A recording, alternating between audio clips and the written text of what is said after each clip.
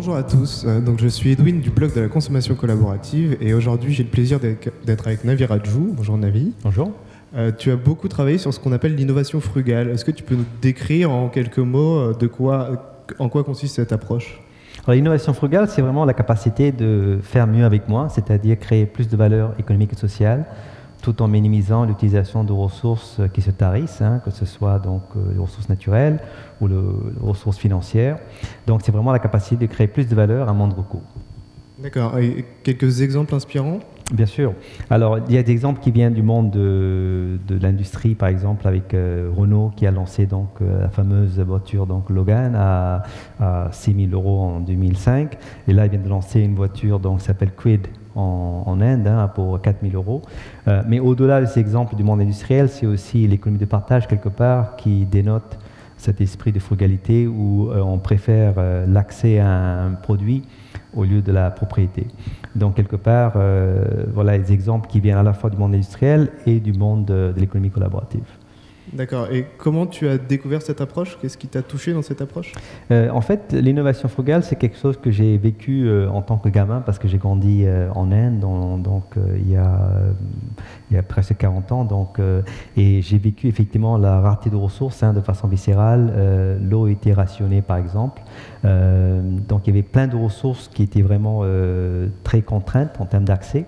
Donc, ça nous forçait quelque part à improviser, à innover avec très peu de moyens. Et donc, quelque part, cet esprit de frugalité, c'est quelque chose qui est dans l'ADN, si tu veux, des pays du Sud, d'où je suis issu. Et puis là, je vois que finalement, on commence à voir la même chose dans le Nord. Là, j'habite en Californie, par exemple, et effectivement, on a beaucoup d'argent, mais on n'a pas d'eau, parce que le nappe phréatique est en train de descendre. Donc, tout d'un coup, cette idée de rareté devient quelque chose, une problématique qui affecte le monde entier. Et c'est là que je me suis dit, effectivement, cette idée de faire mieux avec moins devient quelque part un impératif pour le monde entier. Et Internet, dans tout ça, tu le vois comme un outil qui permet de diffuser ces pratiques, comme un outil qui permet de construire ces pratiques ? Absolument. Par exemple, entre autres, avec l'Internet des objets, il est possible, mon voisin d'ailleurs, il a inventé des capteurs sans fil qu'on peut planter ensemble à une équerre en plastique, une règle en plastique, et puis un agriculteur peut implanter ça dans le sol et obtenir des données très détaillées sur les conditions du sol qui permet ensuite de réduire l'usage d'eau, tout en augmentant la productivité. Ah, super. Et comment on pourrait promouvoir de telles pratiques en France ou de tels développements de tels outils ? Comment tu dirais ça ?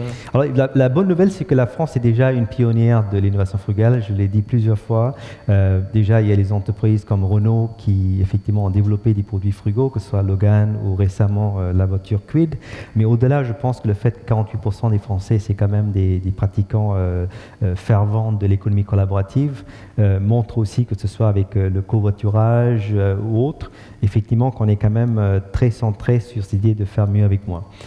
Mais là, ce qui est excitant, c'est qu'on commence à se voir greffer d'autres plateformes par-dessus, donc le covoiturage, des tendances comme ça.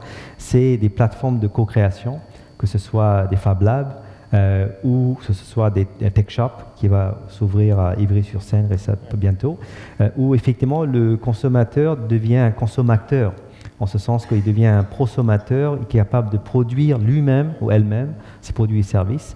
Donc je pense que c'est ça qui va créer cette révolution frugale où je n'ai pas besoin déjà d'acheter un produit, je peux le fabriquer moi-même et éventuellement je peux aussi commencer à le partager avec d'autres personnes.